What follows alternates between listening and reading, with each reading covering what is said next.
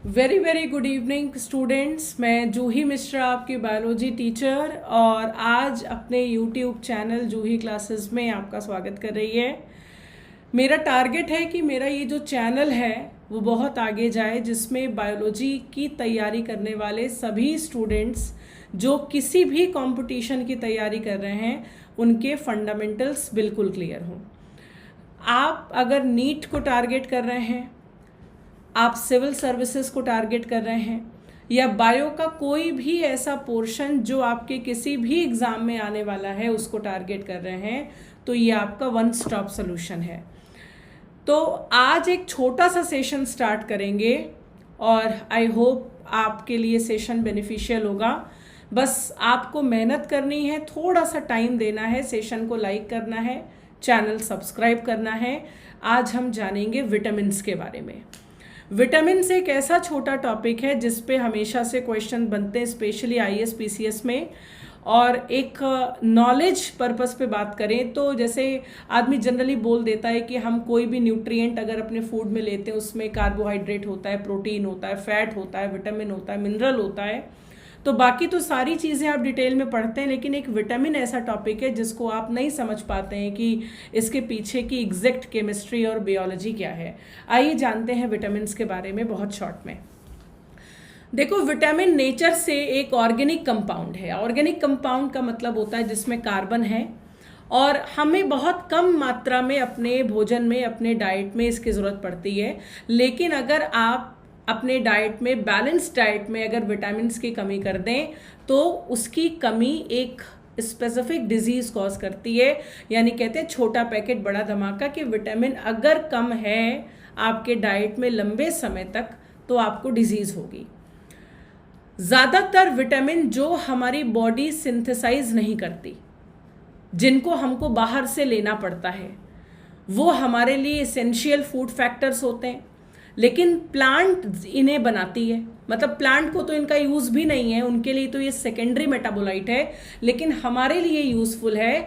तो हमारे लिए ये जो प्लांट के सिंथेसाइज्ड विटामिन्स हैं वो एसेंशियल फूड फैक्टर के तौर पे काम करते हैं। जो हमारे एलिमेंट्री कैनाल, गट यानी कि जो डाइजेस्टिव ट्रैक्ट होता है हमारा, उसमें बैक्टीरिया जो रहती है कुछ इंपॉर्टेंट विटामिन्स का प्रोडक्शन वो भी करती है। जितने भी विटामिन्स हैं जनरली वो हमारे डाइट से उनकी रिक्वायरमेंट्स पूरी हो जाती है। और इनका बेसिक स्ट्रक्चर, केमिकल स्ट्रक्चर तो आपको नहीं लेना है, इतना मतलब डिटेल में नहीं आता है, लेकिन हमको टाइप्स ऑफ विटामिन, उनकी डेफिशिएंसी से होने वाली डिजीज़, और एक तो पोर्शन आता है सिविल्स में कि पर्टिकुलर किसी विटामिन का जो केमिकल नेम है उसका वो क्या होता है, आपको बताना है। तो आप समझ गए कि ऑर्गेनिक कंपाउंड होता है, स्मॉल अमाउंट में इसकी रिक्वायरमेंट होती है। मेटाबॉलिक रिएक्शंस में यानी कि बायोलॉजिकल फंक्शंस में बॉडी में इसका रोल है।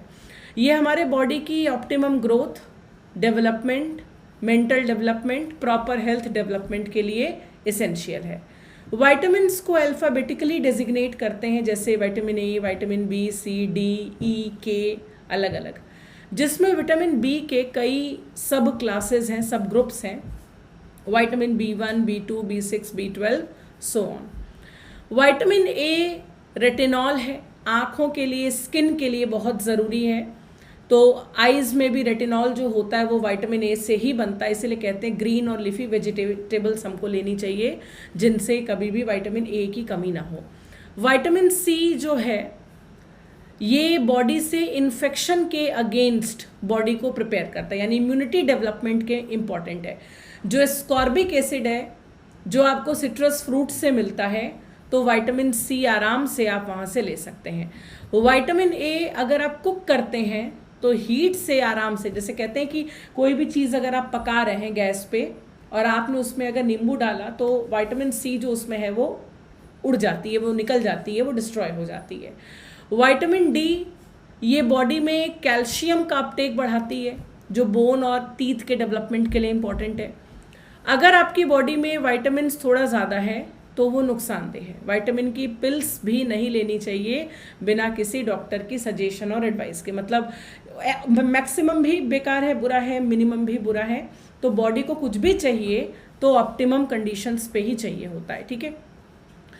अब जो टर्म है विटामिन, ये वाइटल और एमीन दो शब्द को मिला के बना है। एमीन एक्चुअली केमिस्ट्री का टर्म है, एमिनो ग्रुप जिसमें NH2 लगा होता है, और वाइटल का मतलब होता है जीवन देने वाला, लाइफ गिविंग को वाइटल कहते हैं। और विटामिन को पता है उनकी सॉल्युबिलिटी के बेसिस पे कि वो पानी में डिसॉल्व होगा कि नहीं, फैट में डिसॉल्व होगा कि नहीं, तो इसको दो ग्रुप में क्लासिफाई करते हैं। अगर फैट सॉल्युबल विटामिन है तो फैट सॉल्युबल विटामिन में अडैक आपको याद रखना है, जैसे अटैक वैसे अडैक याद रखिए। विटामिन ए, विटामिन डी, ई और के ये ऑयल में सॉल्युबल है, तो इसका मतलब ये वाटर में इनसॉल्युबल है। जो ऑब्वियस सी बात है, ऑयल में घुलेगा वो पानी में नहीं घुलेगा। ये लिवर में स्टोर होता है, हमारे फैटी टिश्यूज़ में, एडिपोज टिश्यूज़ में स्टोर होता है। बॉडी में जहाँ भी आपको लगता है जैसे ओबेसिटी है, वज़न ज़्यादा है, उस एरिया में मांस ज़्यादा है, इसका मतलब वहाँ एडिपोज टिश्यू है और वहाँ बहुत सारे फैट सॉल्युबल विटामिन्स हैं। एक ग्रुप और भी होता है विटामिन बी और सी का, जो पानी में घुलता है, यानी ये वाटर सॉल्युबल विटामिन्स हैं। वाटर सॉल्युबल विटामिन में विटामिन बी का पूरा ग्रुप आएगा, B1, B2, B3, B12 और विटामिन सी भी। तो बी सी वाले वाटर में सॉल्युबल होते हैं, फैट में इनसॉल्युबल होते हैं। इनको रेगुलरली हमको अपने डाइट में लेना है, काफ़ी इंपॉर्टेंट है। और लिखा हुआ है कि ये यूरिन के साथ भी बहुत अच्छी मात्रा में निकल आते हैं बाहर से, और इनको आप स्टोर नहीं करके रख सकते लंबे समय तक बॉडी में। लेकिन विटामिन B12 जो है, विटामिन B12 जिसको साइनोकोबालामिन कहते हैं, ये एक्चुअली स्टमक में जो ऑक्जेंटिक सेल होती है जिससे HCl बनता है डाइजेशन के समय, वो एक इंट्रिंसिक फैक्टर भी बनाती है जो विटामिन B12 का एब्जॉर्प्शन बॉडी में बढ़ा देती है और कैल्शियम एब्जॉर्प्शन भी बढ़ा देती है। यहाँ पर एक चार्ट है जो विटामिन की पर्टिकुलर डेफिशिएंसी से रिलेटेड है, यानी कि अगर विटामिन ए की डेफिशिएंसी है तो नाइट ब्लाइंडनेस होगी, जिसको रतौंधी कहते हैं। पेशेंट को इसमें रात में दिखाई नहीं पड़ता है। विटामिन B1 की कमी से, B1 और B1 में बेरी बेरी याद रखिएगा, बेरी बेरी की देखो स्पेलिंग में RI है, तो B और I को 1 मान सकते हैं। तो विटामिन B1 की कमी बेरी बेरी कॉज करती है। विटामिन B12 से अराइबोफ्लेवनोसिस नाम की बीमारी होती है। B3 से पेलाग्रा होती है। विटामिन B5 की कमी से पेरेस्थीसिया होती है। B6 से एनीमिया होती है। विटामिन B7 से डर्मेटाइटिस और इंट्राइटिस होती है। विटामिन B9 और विटामिन B12 की कमी से मेगालोब्लास्टिक एनीमिया, ये डिफरेंट टाइप के एनीमिया है। एनीमिया वो होती है बीमारी जिसमें हीमोग्लोबिन कम होता है, RBC कम हो जाती है बॉडी में, आयरन की कमी होने लगती है, धीरे धीरे पेशेंट जो है वो वीक होता जाता है, उसको चक्कर बहुत आते हैं, जनरल लेथार्जी फील होती है। तो B1 की कमी से बेरीबेरी, B2 की कमी से अराइबोफ्लेविनोसिस, विटामिन B3 की कमी से पेलाग्रा, 5 की कमी से पेरेस्थीसिया, 5B6 से एनीमिया, B7 से स्किन प्रॉब्लम डर्मेटाइटिस, B9 और B12 से megaloblastic anaemia. Vitamin C sounds for scurvy, C और C का साउंड रखिएगा, गम में स्वेलिंग यानी कि मसूड़ों में सूजन आ जाती है। विटामिन D की कमी से, इससे कैल्शियम का एब्जॉर्प्शन बॉडी में कम होगा तो हड्डी से रिलेटेड, बोन से रिलेटेड प्रॉब्लम आएगी, तो रिकेट्स और ऑस्टियोमलेसिया। विटामिन E फर्टिलिटी के लिए जिम्मेदार है, तो इसकी कमी अगर हो जाएगी तो इनफर्टिलिटी या स्टेरिलिटी बीमारी हो जाएगी, रिप्रोडक्शन नहीं कर पाएगा ऑर्गेनिज्म। और विटामिन K जो है वो क्लॉटिंग के लिए ज़रूरी है, यानी कि अगर इसकी कमी हो गई तो ब्लड क्लॉटिंग में प्रॉब्लम आएगी। यहाँ पर भी चार्ट है, साइंटिफिक नेम्स भी दिए हुए हैं और थोड़ा सा इसमें और इलेबोरेट करके लिखा है कि विटामिन A रेटिनॉल है, रात में नहीं बेसिकली दिखता है, नाइट ब्लाइंडनेस होती है। विटामिन B1 को थियामिन कहते हैं, इससे मसल्स वीक हो जाती हैं कमी से, वेट का बहुत लॉस होता है, बीमारी बेरी के नाम से जानी जाती है। विटामिन B2 को राइबोफ्लेविन कहते हैं।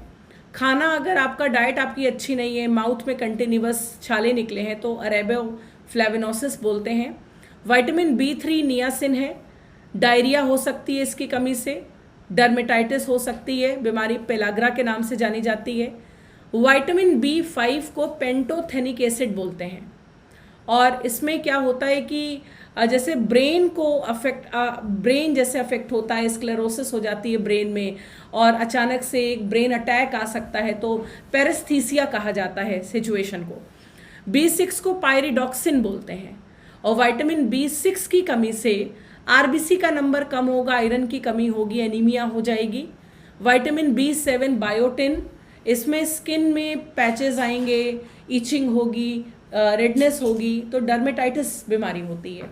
विटामिन B9 को फोलिक एसिड कहते हैं। आरबीसी इमेच्योर रह जाती है इस केस में, बोन मैरो में उसका डेवलपमेंट नहीं होता, जिससे कि खून की कमी होने लगेगी, और मिगैलोब्लास्टिक एनीमिया बीमारी को कहते हैं। विटामिन B12 को साइनोकोबालामिन कहते हैं। इसमें क्या होता है कि जो स्मॉल इंटेस्टाइन है, जो सबसे ज़्यादा खाने का डाइजेशन और एब्जॉर्प्शन करती है, उसमें एब्जॉर्प्शन खराब हो जाती है। आपके डाइजेस्टेड फूड जो स्मॉल इंटेस्टाइन के इलियम में एब्जॉर्ब होते हैं, वो एब्जॉर्ब नहीं होंगे, आपको न्यूट्रिएंट नहीं मिलेगा, आपको एनर्जी नहीं मिलेगी, तो ऐसे में आपकी बॉडी का जो मेटाबॉलिज्म है वो खराब होगा। इसको पर्नीशियस एनीमिया कहते हैं। विटामिन C एस्कॉर्बिक एसिड है, अगर ये आपकी बॉडी में कम है तो गम्स में से ब्लीडिंग होगी, जॉज में से, और जॉइंट्स में स्वेलिंग होगी, बीमारी को स्कर्वी कहते हैं। विटामिन D को कैल्सीफेरॉल कहते हैं, हड्डियां कमज़ोर होंगी, जॉइंट्स कमज़ोर होंगे, रिकेट्स हो जाएगी। विटामिन E को टोकोफेरॉल्स कहते हैं। आरबीसी बहुत तेज़ी से खराब होती है, टूटती है, हीमोलिटिक एनीमिया कहते हैं। और विटामिन E जो है ये स्टेरिलिटी के लिए भी, मतलब अगर कमी हो जाए तो इनफर्टिलिटी हो सकती है। विटामिन K को फिल्लोक्यूनॉन कहते हैं।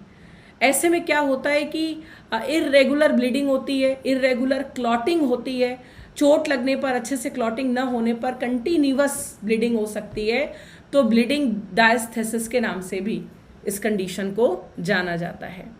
तो ये एक क्विक रिवीजन, सबसे ज़्यादा जो क्वेश्चन कंपटीशन में आता है स्पेशली सिविल्स में, वो ये कि कौन से विटामिन का क्या साइंटिफिक नेम है, क्या इसका आपको केमिकल नेम याद करना है। तो विटामिन A का रेटिनॉल, B1 का थियामिन, B2 का राइबोफ्लेविन, B5 का पेंटोथेनिक एसिड, B6 का पायरिडॉक्सिन, B3 का नियासिन या nicotinic acid, vitamin B7 is biotin, B9 folic acid, B12 cobalamin या cyanocobalamin, vitamin C ascorbic acid, vitamin D calciferol, vitamin E tocopherol, and vitamin K phytomenadione, या एक term यहाँ पे और दिया हुआ था, ये भी आप देख सकते हैं, फिल्लोक्यूनॉन भी कहते हैं इसको।